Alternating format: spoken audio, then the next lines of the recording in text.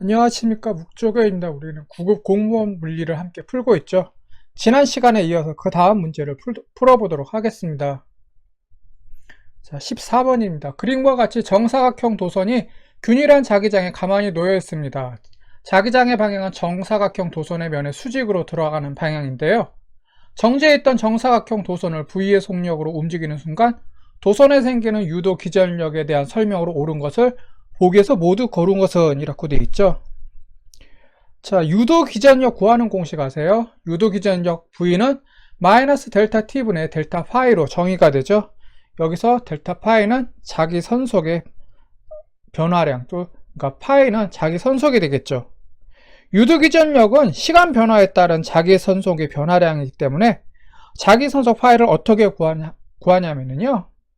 자기 선속 파이는 B 곱하기 S로 정의가 됩니다. 여기서 B는 자기장의 세기를 말하고 S는 면적이 되겠죠. 문제에서 면적 S는요, 정사각형 도선의 면적이 아니라 자기장 안에 있는 도선의 면적이라는 점을 유념해야 되겠습니다.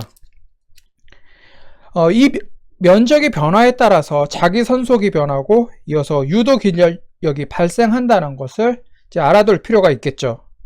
지금 문제에서 정사각형 도선은 일부는 균일한 자기장 안에 있고 일부는 자기장 밖에 있잖아요. 유도 기전력은 자기력 선속이 변해야 발생하죠. 그리고 자기력 선속, 즉 자기 선속은 면적이 변할 때도 발생하고 또 변화를 하죠. 그런데 도선이 B나 D 방향으로 이동하게 되면은 면적 변화가 생기지 않아서 자기 선속 변화가 없고 유도 기전력은 변화가 있지 않겠죠. 그리고 A와 C 방향으로 움직일 때 A는 면적이 감소해서 자기 선속이 줄어들겠죠. A 방향으로 움직일 때 자기 선속을 늘리는 방향으로 유도 전류가 흐를 겁니다. 그리고 시계 방향으로 유도 전류가 흐를 것이고요. C 방향으로 움직일 때는 면적이 증가하기 때문에 자기 선속이 증가하게 됩니다. 그렇게 되면 C 방향으로 갈 때는 자기 선속을 감소시키려는 방향으로 유도 전류가 흐를 겁니다. 그리고 그 방향은 반시계 방향, 즉 시계 반대 방향으로 이제 유도 전류가 흐르겠죠. 따라서 A와 C 방향으로 움직일 때, 즉 좌측과 우측으로 움직일 때 유도 기전력의 방향은 반대 방향으로 이렇게 형성될 거고요. 유도 기전력의 방향은 반대지만 크기는 같겠죠. 같은 속력으로 움직이면요. 그렇게 되면은 옳은 것은 이제 기억 A와 C 방향으로 움직일 때 유도 기전력의 세기는 서로 같겠고, 그 다음에 디귿번에 B와 D 방향으로 움직일 때 유도 기전력은 생기지 않는다. 이게 맞는 설명일 겁니다. 니은번 A와 C 방향으로 움직일 때 유도 기전력의 방향은 서로 같다가 아니라 방향이 반대니까 유도 기전력의 방향은 서로 반대겠죠. A 방향으로 갈 때는 시계 방향, C 방향으로 갈 때는 시계 반대 방향으로 유도 전류가 이렇게 흐를 겁니다. 15번 문제입니다. 그림은 수평면 위에 놓여있는 질량 4kg의 물체 B 위에 질량 1kg의 물체 A를 올려놓은 후 물체 B에 10N의 힘을 오른쪽으로 작용한 모습을 나타낸 것입니다. 물체 A가 미끄러지지 않고 물체 B와 한 덩어리로 함께 움직였을 때 물체 A에 작용하는 마찰력의 방향과 크기를 구하는 문제고요. 근데 단 이제 물체 B와 수평면 사이의 마찰은 무시하고요. 중력 가속도는 이제 계산하기 편하게 10m/s 제곱으로 했습니다. 만약 A와 B 사이에 마찰이 없다면 B를 10N의 힘으로 이제 잡아당길 때 A는 어떻게 될까요? 정지 상태에 있다가 이제 A와 B 사이에 마찰이 없으니까 그대로 밑으로 떨어지겠죠. 이제 B가 이제 계속 우측으로 이동하면은요. 근데 A와 B가 함께 오른쪽으로 움직였다라는 것은 A와 B 사이에 마찰력이 작용하고 있다라는 소리가 되겠고, 먼저 A와 B가 한 묶으로 이동할 때 가속도를 계산해 보면은요. 자, F는 ma다 라는 공식 알고 있죠? 여기서 가속도를 구해 볼게요. 질량 m은 A와 B 이게 A와 B가 한 덩어리로 움직이니까 A와 B의 질량을 합한 5kg이 되겠죠? 그러면은 F는 ma에서 m에 5를 대입하고 10N의 힘으로 끌고 있으니까 F는 10이 되겠고요. 그러면 가속도는 어떻게 될까요? 여기 보는 바와 같이 가속도는 2m/s 제곱이 될 겁니다.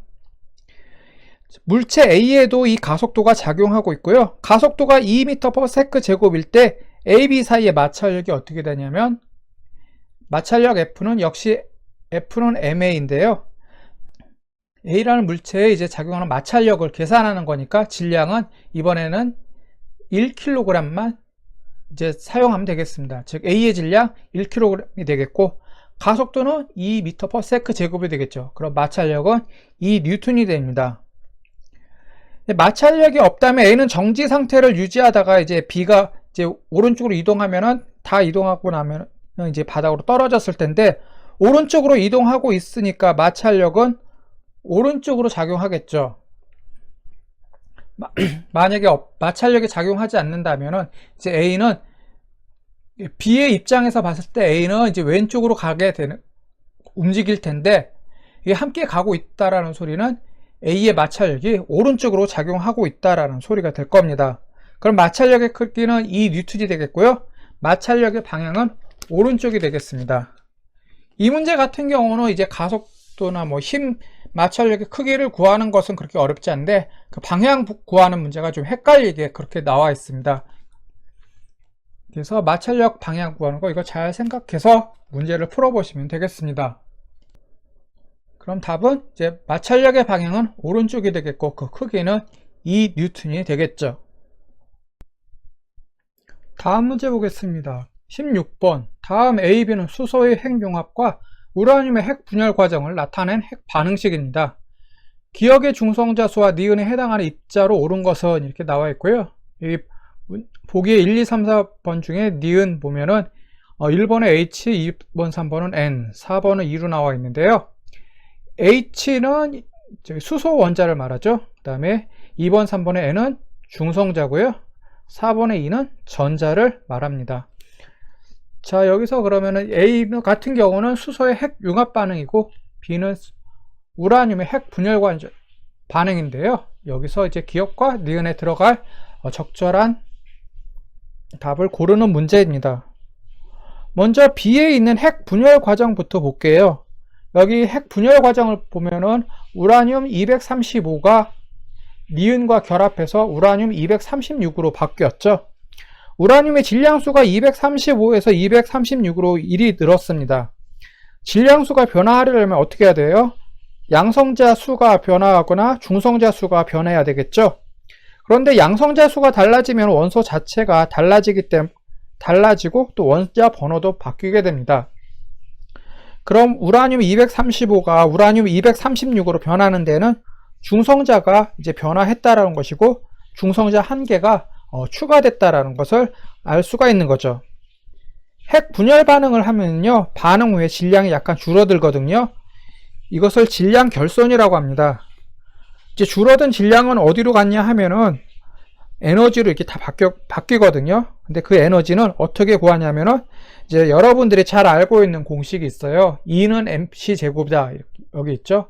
그래서 M에다가 이제 줄어든 질량 델타 M을 대입해서 계산하면은 질량 결손만큼 발생하는 에너지 양을 계산할 수가 있습니다. 자, 그 다음에 핵 융합 반응에 대해서 살펴볼게요. 핵 융합 반응은 원자핵들이 융합해서 무거운 원자핵이 되는 반응을 말하죠. 가장 쉬운 예로, 핵 융합 반응의 가장 쉬운 예로 태양을 들 수 있습니다. 태양은 수소와 수소가 핵 융합 반응을 일으켜서 헬륨을 만들고요. 그 과정에서 막대한 양의 에너지를 방출하고 있죠. 그 에너지 덕분에 이제 지구에 있는 우리들이 이제 살 수가 있는 거고요. 자, A 과정을 보겠습니다. 핵 융합 과정이죠. 수소 원자 하나와 중수소 하나가 결합을 했습니다. 여기 1H로 되어 있는 게 이제 우리가 알고 있는 평범한 수소고, 그 다음에 있는 2H가 바로 중수소입니다. 이 중수소 같은 경우는 원자핵이 양성자 하나, 중성자 하나로 이루어진 이제 수소 원자를 말하고요. 3중수소라고 있어요. 그것은 3H인데요. 그거는 원자 번호가, 양성자가 1개, 중성자가 2개. 그래서 질량수가 3인 수소를 3중수소라고 합니다. 핵 융합 반응 보면 지금 수소 원자 하나와 중수소 하나가 결합해서 기억이라는 입자를 만들었고, 그 과정에서 감마선이 발생하고, 그 다음에 약 5.5 내부에 이제 에너지가 발생을 합니다. 근데 이때 수소가 결합되면은 어떤 원소가 만들어지냐면은 방금 태양의 예를 들었듯이 헬륨이 만들어집니다. 근데 헬륨의 질량수가 어떻게 될까요? 여기 앞에 수소는 질량수가 1이고 두 번째 있는 수소의 질량수는 2니까 1 더하기 2 하면 3이 되겠죠. 그럼 헬륨의 질량수는 3이 되겠고 헬륨의 원자 번호는 뭐예요? 2죠. 수소 다음에 나오는 원소가 바로 헬륨이니까요. 그럼 수소의 원자 번호 2니까 양성자가 2개라는 소리죠. 그럼 양성자 2개, 그 다음에 질량수가 3이라고 했으니까 양성자가 2개 있어요. 그럼 중성자 개수는 몇 개일까요? 하나겠죠. 근데 헬륨의 원자 번호는 2번입니다. 그리고 이제 헬륨의 원자핵이 어떻게 구성되어 있냐면은 양성자 2개, 중성자 2개로 돼 있어서 질량수가 4거든요. 근데 여기 보면 헬륨의 질량수가 3으로 되어 있잖아요. 그것은 지금 헬륨의 이제 불안정한 상태에 있어서 또 다른 연쇄 반응을 일으킬 수 있다라는 것을 암시를 합니다. 그러면 기억의 중성자 수는 이제 양성자 수가 2개니까 남은 하나, 이제 중성자 수는 1이 되겠고, 핵 분열 반응을 보면은 아까 질량수가 하나 늘었는데 그 늘어난 게 뭐냐면은 중성자라고 그랬죠. 그러면 니은에 들어갈 것은 중성자 n이 될 겁니다. 그럼 이 문제의 답은 2번이 되겠죠. 17번 보겠습니다. 다음 표의 A와 B는 동위원소 관계고요. B하고 C는 질량수가 같습니다. 이때 빈칸 가 나가 있는데 가 나의 합이 얼마가 되느냐 하는 거고요. 자, 여기 동위원소라고 나와 있는데 동위원소가 뭘까요? 동위원소는 양성자 수는 같지만 중성자 수가 달라서 질량이 다른 원소들을 말합니다. 그러니까 같은 원소인데 이제 질량수가 다른 원소죠. 방금 전에 문제 풀어봤을 때 우라늄 235하고 우라늄 236, 또 우라늄 238 있잖아요. 이것은 다 같은 우라늄이지만은 질량수가 다른 이제 동위 원소가 되겠습니다. 그래서 우라늄 230, 그러니까 우라늄은 원자 번호가 92인데요. 우라늄 235는 이제 원자 번호가 92번이고 질량수가 235고, 우라늄 238은 역시 원자 번호는 92로 똑같지만 질량수는 238이 돼서 우라늄 235와는 질량수가 차이가 있는 동위 원소입니다. A와 B는 동위 원소 관계라고 했으니까 A와 B 양성자 수는 같겠죠. 그럼 가에 들어갈 숫자는 18이 되겠죠. 양성자 수가 똑같으니까요. 그리고 B와 C는 질량수가 같다라고 했습니다. 즉 양성자 수와 중성자 수의 합이 같다라는 말이 되겠죠. B의 질량수는 얼마일까요? 22 더하기 18 하면은 40이 되겠고, 그 다음에 C 역시 그 질량수가 40이 되는데 이제 양성자 수 19 더하기 나를 하면 그 값이 40이라는 소리죠. 계산하면 어떻게 돼요? 나는 21이 될 겁니다. 그럼 가와 나의 합은 39가 되겠죠. 그럼 답은 1번에 39가 되겠습니다. 자, 지금까지 문제 14번부터 17번까지 2017년 3월달 해양경찰청에서 출제한 문제인데요. 이게 간단하게 풀어봤습니다. 다음 시간에도 이어서 그 다음 문제를 이제 풀어보도록 하겠습니다. 수고하셨습니다. 다음 시간에 뵙도록 하겠습니다.